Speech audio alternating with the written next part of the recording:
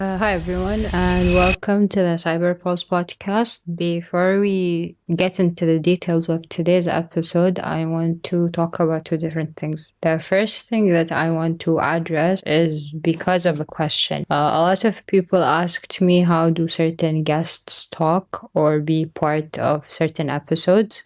So basically, it all begins through a LinkedIn post. I'd post about the podcast on LinkedIn or about the episode or the topic that I want to discuss on a certain episode on LinkedIn. I'll get a lot of volunteers. Then there's going to be a lot of back and forth where I will coordinate with the people who volunteered so that we can choose a date and a time to start recording the podcast. So basically, this is how I choose my guests. Now, before we begin today's episode, I want to share something honestly, like it kind of affected me. So I'm just gonna share it. I think it's important to address these things. I recently received feedback that wasn't constructive at all, and it made me reflect on why I started this podcast in the first place. This space was created for genuine conversations, for people who are curious, for people who are learning and building, and for people who are already walking their path in cybersecurity. So, whether you're a student or a professional, this podcast isn't about impressing everyone. It's about connection, growth, and honest dialogue. Not every topic will resonate with everyone, and that's okay. But there is a huge difference between constructive feedback and discouragement. One helps you grow, the other quietly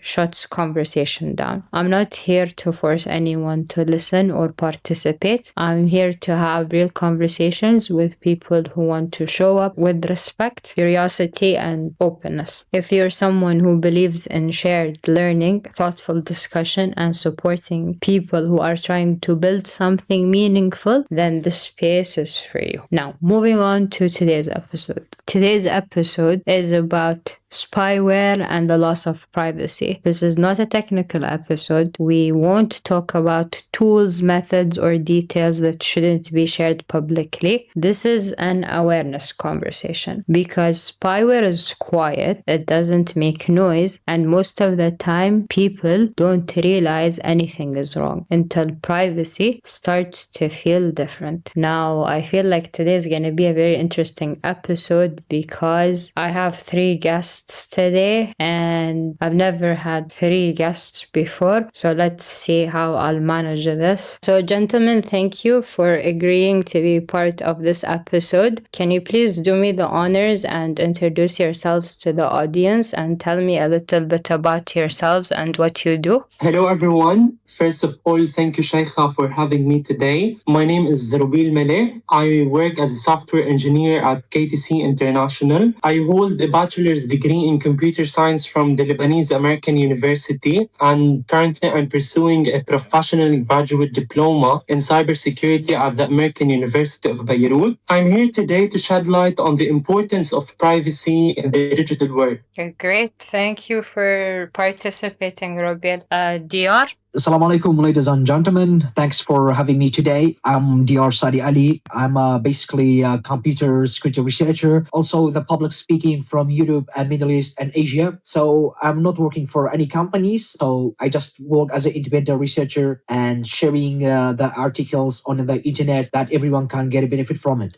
So Hadi, what about you? Hello, everyone. I'm Hadi Sleiman. I'm a Qatar University student studying computer science. I do a lot of cybersecurity research and I do a lot of AI driven solutions. And I was present to pitch my solution at the AI World Summit a few weeks ago. Interesting. How did that end for you? Did you actually enjoy the summit? I really did enjoy it, and I actually met a lot of people, a lot of companies, and you expose yourself to a lot of investors and so on. So yeah, it's an open gate. True. I'm glad you experienced this. It's a very good experience for a person like you. So moving on, gentlemen, let's keep this simple. Spyware is software that watches actively without the person knowing. That's all we need to say. What makes spyware uncomfortable is that it doesn't stop you from using your device, it just stays in the background. And being watched without knowing feels a bit personal. Why do you think the idea of being watched makes people uncomfortable? Because when we feel watched, we lose a sense of freedom. Even in everyday life, if we know someone is observing us, we act differently by default. We become more careful, less natural. While online, it feels even worse because we don't know who's watching, when, or why. That uncertainty creates discomfort.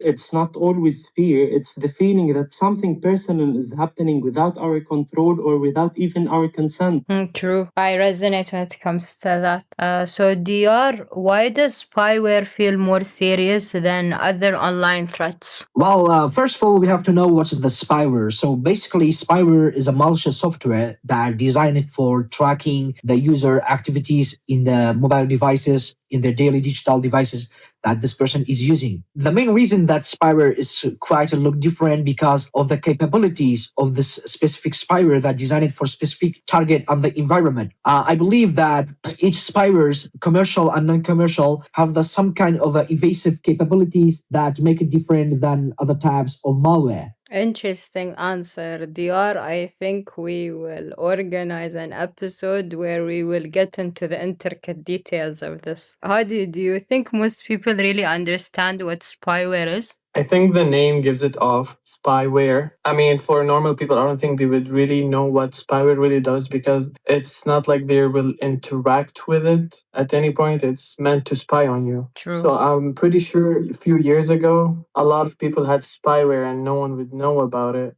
Do you think something made that term famous, or did it just happen by chance? I think it's the name, the spyware name. It's pretty cool name, I would say. Or, Okay. oh, I have a spyware or I created a spyware. It's like you created a ghost that lives on people's laptop and they don't get to know when it's on and when it's off.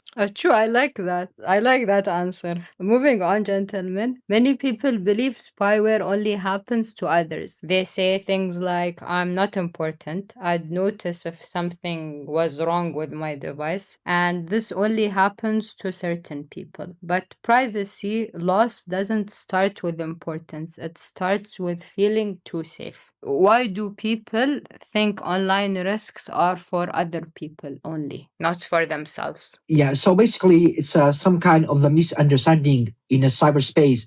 So the threat is designed for two parties, for targeted persona and for general target. The most of the people in the Middle East and around the world, they feel that the malware doesn't design it for me. It's only designed for maybe diplomatic person, a businessman, or the corporate environment. But actually, that's a wrong misconception that malwares and the digital risk and losing the privacy is actually affect everyone in the digital space because actually we are all part of the internet, and so if there are something change, this change affected our devices and our privacy also. True. I like your answer. I like how you put this together. So, Hadi, what makes people trust their devices too much? I think it's based really on psychological reasons. I mean, the dopamine we get from notifications or perfect predictions, or, it feels magical. We trust phones like they're flawless. We store our secrets, bank details. We even confess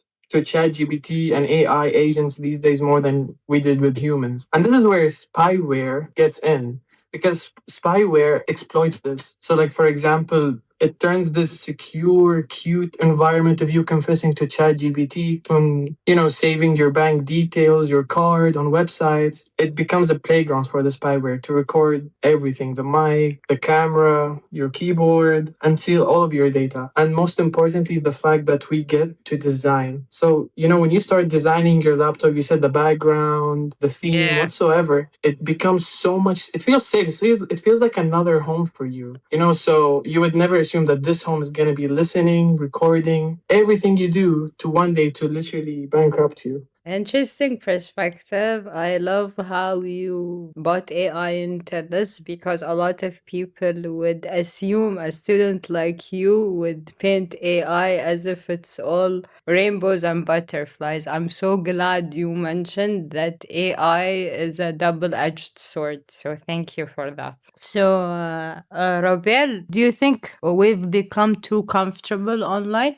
Definitely, yes. We have become too comfortable online since comfort comes first from repetition. When things work smoothly for a long time, we stop questioning what's happening behind the screen. By this, convenience slowly replaces awareness and caution fades without us noticing. True. So our devices are personal. They hold messages, photos, daily habits. So when that space is watched without permission, it feels like a line has been crossed. Privacy isn't about hiding, it's about control. Why do people mix up privacy and secrecy? Privacy is normal and good. It's your right to decide who sees your personal stuff like messages, photos. Everybody needs to feel safe. But when it comes to secrecy, it's like, it's hiding something bad, something wrong. In the age of spyware, Yes. companies and governments say if you have nothing to hide, why do you need privacy? And I feel like this is sort of a trick. It makes people think wanting privacy means you're hiding something bad. True. They use this excuse to spy on journalists, activists, even normal people. So when someone gets caught by spyware, other call them suspicious instead of blaming the spying. It's like, why would you be worried about someone recording what you do on your laptop if it's not illegal? And they're two different things. You can have privacy and be on the good side. And secrecy, it sounds a little suspicious to me, and people sometimes use it to blame the victim instead of the spyware itself. Do you think this happened to us because of the way they illustrated things? Kind of. I mean, personally, I don't think any of us have privacy online. I'm sure if any entity that is, has enough power, they can grab any information. Moving on, Rabil, when does digital monitoring start to feel wrong? Actually, it starts to feel wrong when we lose clarity and real choice. Monitoring becomes uncomfortable when it happens quietly without us fully understanding what's being collected or how it's used. The issue isn't always monitoring itself, it's the lack of transparency, since we don't know the collected data where they are using it. True, but do you think we click yes on everything without actually reading? I feel a lot of people do this. They click yes to everything, but we don't know what are we giving our consent to. 100%. Actually, this is the trick. If you download any app or you'll see a very big list of agreement, allow or agree. So directly by default, it's a human nature. We do it click because we are busy with other stuff. We don't have the time to read all of this list or all of these bullet points. So and if you didn't allow, you cannot proceed forward. So we will click allow without even reading. So yes, we don't know what will happen in weeks or months. True, I agree when it comes to that. So, Dr, do people treat their devices like personal spaces? Yeah, of course, everyone's, even me and yours, Robil, maybe Hadi, that treat their device like a personal domain.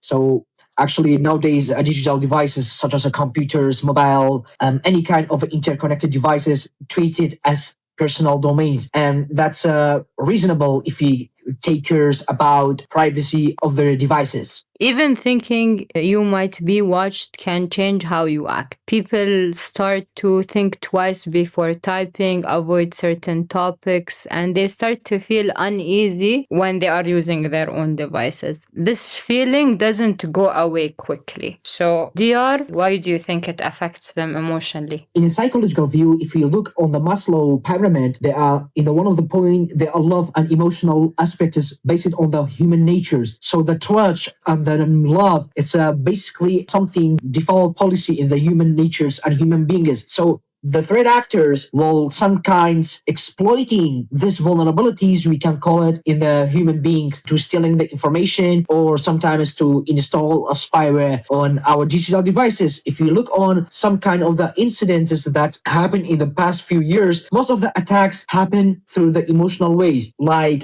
fake persona, personalized approach to gain access on their target. Interesting perspective. Hadi, why does trust in devices break so easily? I mean, it's because we think phones are always safe, but one hidden spyware attack can steal everything. I actually think spyware these days is not really labeled as spyware. It's more of, I feel like the advanced version of it is the zero click day attacks. And I feel zero click days attacks are the reason people don't trust their devices because it doesn't require you to literally download any file or to allow nothing. A simple application like WhatsApp that you use every day can have a zero click day attack and they can steal all of your information, all your pictures, all your messages, and this can apply to any other app. So how can you trust these apps when you literally can be aware of all the cybersecurity parts of like phishing and whatsoever and still get hacked without you doing anything because the device you have is really not safe. So why would you trust something that someday can literally leave you on the internet exposed or get you in? True, but do you think sometimes people trust the technology more than what they're actually doing with that technology? Like, not just because a certain company says our product is actually safe, then they would believe it because that's what the company stated. I think for people to actually trust these companies, you need to know how their privacy is working. I mean, you can ask many people if WhatsApp is private, safe, and they will just tell you, oh, it has end-to-end encryption, but no one really understands what end-to-end encryption even is. Exactly. And even with that, you can still get hacked. People just take whatever the company gives them and they just, oh yeah, it's private. Oh, it protects your messages. No. So why do you trust it? Why do you trust something you are not aware of? You don't know how it works. You have no idea. You just trusted what the company said. But one day you leave yourself vulnerable to whatever attack they might come up with in the future. True, interesting perspective. Rabel, who do you think needs to hear this conversation the most? Everyday users, especially those of us who think privacy only matters if you are doing something wrong.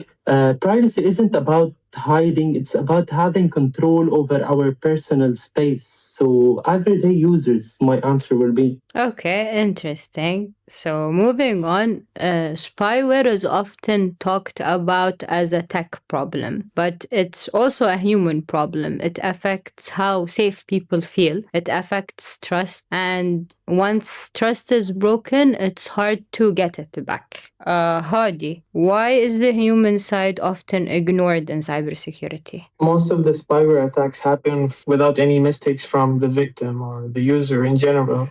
These spyware exploit vulnerabilities in the apps you use every day, but companies still blame people and spend money only on tech fixes. Every time you get a spyware on your device, it's probably because this hacker exploited a vulnerability in the app you're using, but the company is still gonna blame you in a way or another because you were not educated enough or whatsoever, and still ignore that their code is. Don't you think it's easier for them to paint it that way than to explain the reality of the situation? I don't think any company is gonna come out and say, "Hey guys, we have a really bad code and you should stop using our app." I think they're just gonna blame the user or make the hacker sound majestic for some reason. Why is the human side often ignored in cybersecurity? Like ignored when the attack happens, or in what term? Moving on, Rabil, privacy be talked about outside tech spaces? Absolutely.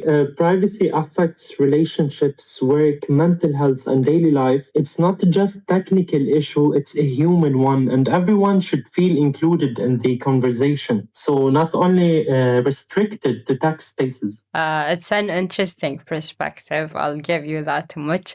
Diyar, who do you think needs to hear this conversation the most? Yeah, so basically, this question depends on the target. Maybe if they are a diplomatic guy, they need to hear the conversation to get or gather information, or maybe they are business competitor, they hear the conversation and spying on their other competitor activities to beat their own business or be a top in the industry. It depends on the target. Actually, we have to know that spyware doesn't affect everyone's normal users in general if we talk about the spyware cases, but the normal malware, yeah, it may that affect everyone's, even teachers, normal users, competitor, businessmen, and so on. If I asked you to give me an example, would you be able to do that? Well, for example, we have a businessman A and we have the businessman X. So The businessman A have some plans to improve their company structures, to boost more monies, to collect more monies, and the businessman X will maybe use the spywares and to hear the conversation to beat the businessman A. Or if we change it to other diplomatic ones, it's a diplomatic A and diplomatic X. Diplomatic X want to hear the diplomatic A to gather more information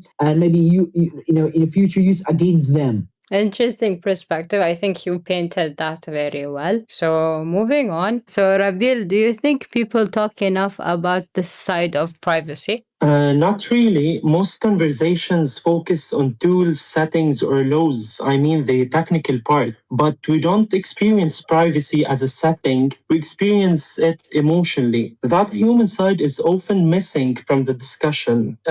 So we should talk enough about the digital privacy, digital maturity, and be aware of what's happening behind the screens and for what purposes our data is being collected, and many question marks will follow. Interesting. So, you think we should explore the emotional side of it too? 100%. Why do you think that's important? In your own opinion, like, let's say. I will provide one example. If they collected my data, for example, I have data not limited for one thing. For example, my financial data, my Okay. credentials for the bank application or whatever. If someone is spying on my PC or on my device and I'm writing these credentials or even credentials for social media apps, so I don't know who have the credentials, so he can access at the same time. For example, if someone knows the credentials of my Instagram account, so when I log in, he or she have access to my chats, to my feed, what's my activity, and everything without even me noticing. This part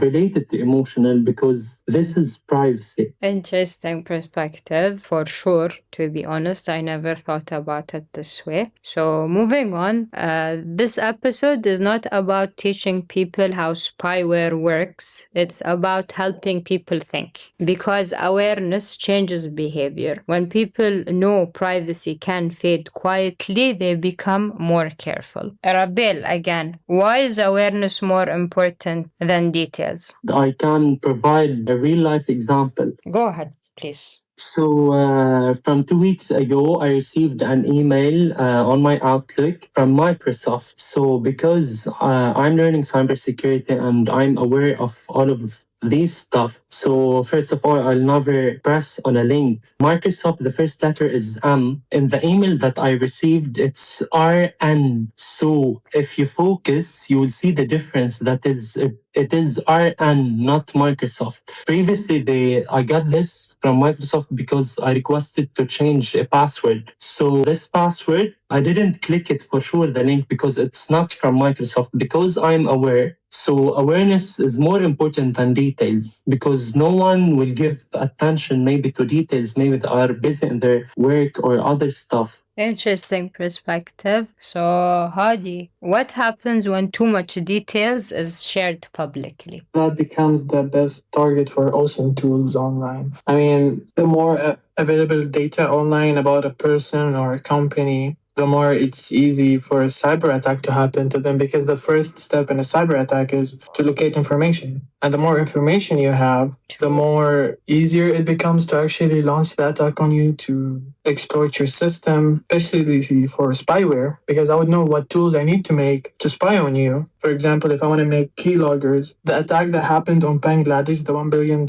attack, the first thing they did was collect information about this bank, available information, and they knew the system they were using, and they made a spyware that does nothing but keylog the keyboard. And they were able to locate the admin password, and they were able to transfer about $1 billion to many banks, including Philippines and other banks, in a few seconds. And when the bank closes, it's all about public information. Even the time a company closes and opens can be used in a cyber attack, especially for banks and other companies. So the less information you post online, the less risk you have for your company and for yourself. So Agreed. definitely the internet is pretty scary place, especially the dark web. For example, I had a meeting in hospital.